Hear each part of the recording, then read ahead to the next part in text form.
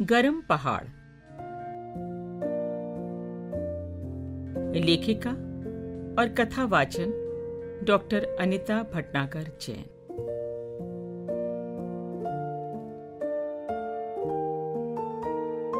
प्रकाशक राष्ट्रीय पुस्तक न्यास भारत। अब हम नानी के घर नहीं जा रहे हैं। अवनी हाँफते हुए अपने बड़े भाई अथर्व को बताने पहुंची। शिमला में 1 हफ्ते से नलों में पानी नहीं आ रहा। फेसबुक पर भी बाहर से लोगों को शिमला आने के लिए मना कर दिया गया है। अथर्व बोला, पहाड़ों की रानी शिमला का ये हाल हो गया। इस बार तो मामा जी के होटल को भी बहुत नुकसान हो जाएगा। सारे होटल और रेस्तरां महीनों से गर्मी का इंतजार करते हैं कि टूरिस्ट आए और आमदनी हो। नाश्ते की टेबल पर अवली मचल रही थी। मुझे तो कालका जी से ट्रेन से शिमला जाना है। मम्मी ने उसे अखबार की फोटो दिखाई जिसमें लंबी कतारों में लोग प्लास्टिक के डिब्बे बोतलें लिए पानी मिलने का इंतजार कर रहे थे। ये भी समाचार था कि शिमला के पास जंगलों में भीषण आग को बुझाने के लिए एयरफोर्स के हवाई जहाज ने पंजाब में नदी से पानी उठाया था। अरे, नानी के घर में आग लग जाती तो पानी कहां से आता? नानी कैसे नहाएंगी, कैसे कपड़े धुलेंगी? नानी के सारे फूल पौधे तो बिना पानी के मर जाएंगे। ऐसा क्यों हो गया? अवनी ने प्रश्नों की बौछार लगा दी। मम्मी ने उसे प्यार से समझाया, सभी हिल स्टेशन पर पानी की कमी होती जा रही है। बिना योजना के शहर बढ़ रहे हैं, पेड़ कट रहे हैं और बरसात के पैटर्न और जलवायु में भी बदलाव हो रहा है। अम्मा बताती हैं कि अंग्रेजों ने 25,000 लोगों के लिए शिमला शहर बनाया था और आज 2 लाख लोग रहते हैं और 1 लाख पर्यटक भी आ जाते हैं। अथर्व बोला, पर मम्मी, ये योजना और पेड़ काटना ये सब तो मनुष्य ही करता है ना?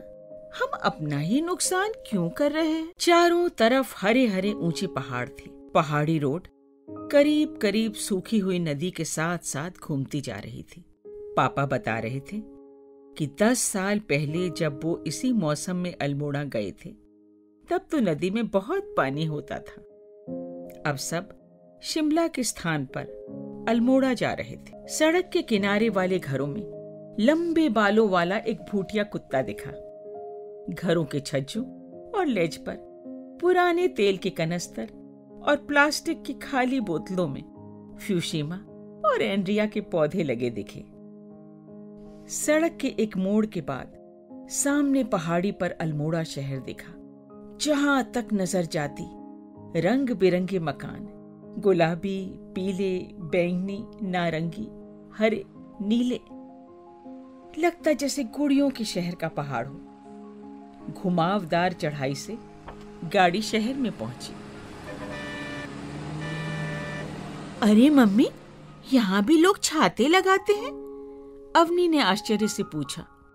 ये तो पहाड़ है, यहाँ तो ठंडक होती है ना? हैंडपंप से पानी निकाल रही एक औरत छाता लगाई थी। बाजार में जा रहे अनेक लोग धूप से बचने के लिए भी छाता लगाए थे। वातानुकूलित गाड़ी में तो पता ही नहीं चला कि बाहर कितनी गर्मी है। होटल पहुंचते ही वेटर ने स्टैंडिंग फैन चालू कर दिया। बोला, साहब, छत का पंखा नहीं है क्योंकि जब होटल बना था तब इतनी गर्मी नहीं पड़ती थी। अब तो साहब पहाड़ गर्म हो गए ना। अवनी तुरंत टीवी ऑन करने लगी तो अथर्व ने रोका। अरे, इतनी दूर टीवी देखने थोड़ी ना आए हैं, ये तो दिल्ली में ही देख सकते थे। आओ चलो बाहर चलते हैं। रिसेप्शन के पास से एक पगडंडी व्यू पॉइंट को जाती थी। वहां का दृश्य तो अति सुंदर था। दूर दूर तक करीब 5 पहाड़ियों की श्रृंखलाएं एक के पीछे एक दिख रही थी। सामने की पहाड़ी पर पट्टी पट्टी जैसे खेत थे। ऊंचे ऊंचे देवदार के वृक्ष थे। एक वृक्ष पर अत्यंत सुंदर लाल फूल थे। वहां काम कर रहे एक व्यक्ति जो कि माली थे ने बताया, ये बुरांश का फूल है जिससे शरबत बनता है। अथर्व ने माली से पूछा, ये प्लास्टिक की बोतलों और नमकीन के खाली पैकेटों का ढेर क्यों लगा है?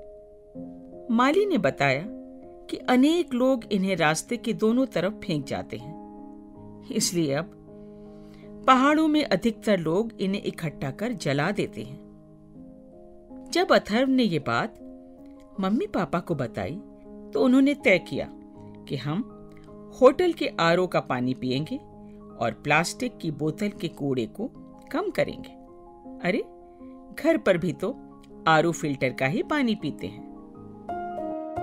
समीप के कसार देवी मंदिर की चढ़ाई में सब हांफ गए, पर मेहनत करने से सबके चेहरे गुलाबी हो गए। पहाड़ की स्वच्छ हवा का आनंद ही अलग था।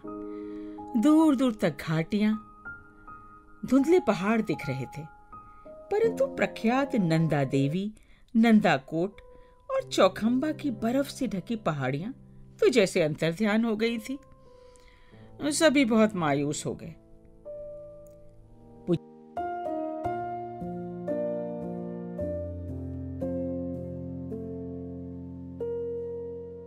पुजारी जी ने कहा, इस बार तो 2 महीने से बर्फ की हिमालय की श्रृंखला नहीं दिखी।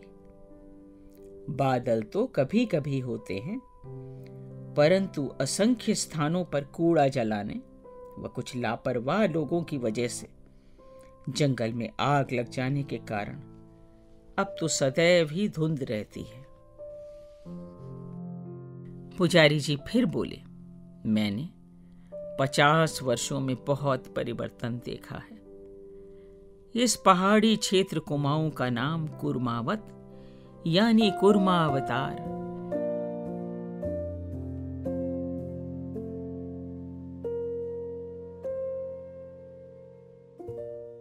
ईश्वर के कछुए के अवतार से मिला है, पर मनुष्य के लालच और ध्यान न देने से ये देवभूमि नष्ट होती जा रही है।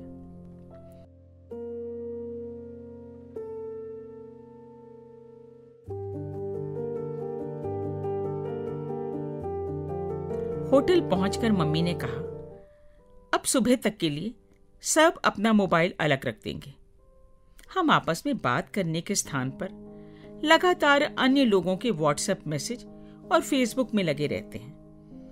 धीरे धीरे बात करने की आदत कम होती जा रही है। बीता हुआ समय कभी वापस नहीं आता। बहुत जल्दी तुम लोग बड़े होकर नौकरी करने चले जाओगे और तब अफसोस होगा। सबने मोबाइल अलग रख दिया। पहले अंताक्षरी खेली और फिर शतरंज। सबको खूब मजा आया। मम्मी ने बताया कि बचपन में वो भी शतरंज खेलती थी। शतरंज खेलने से दिमाग तेज होता है, क्योंकि हर चाल के भविष्य के लिए अलग अलग परिणाम पर सोचना पड़ता है। जीवन भी तो यही है। हर कार्य का क्या नतीजा होगा और हमारे लिए बाद में भी क्या सबसे अच्छा रहेगा, ये विचारना पड़ता है। अगले दिन बाजार में खाने के बाद कुमाऊं की प्रसिद्ध मिठाई पाल मिठाई, जिसमें चॉकलेट जैसी मिठाई पर सफेद चीनी के छोटे छोटे दाने चिपका दिए जाते हैं, वो खाई गई। दुकान वाला सुगोडी यानी पत्ते में बंधी मावा, नारियल और इलायची की मिठाई चखने का आग्रह करने लगा। अथर्व ने मना किया, नहीं नहीं, मैंने कभी नहीं खाई, मैं नहीं खाऊंगा।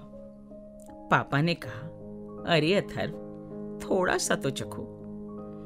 जीवन में कुछ नया तो ट्राई करना पड़ता है, नहीं तो सब नीरस और पुराना लगेगा। नई चीज, नए विचार, इन्हीं में तो परिवर्तन है और इन्हीं से ही विकास होता है ना दिलचस्प?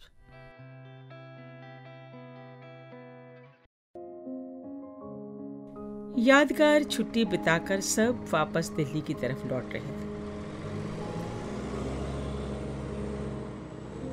बच्चे थक कर सो गए थे। बीच में पड़े बैग को खोलने पर मम्मी की आंखों में खुशी के आंसू आ गए। बैग में बच्चों ने अपने चॉकलेट, बिस्कुट, नमकीन के खाली रैपर और पहले दिन उपयोग की गई 2 पानी की खाली बोतलें रखी थी। पहाड़ों को सहेजने के लिए बच्चों ने जीवन में अपना पहला कदम जो उठा लिया था।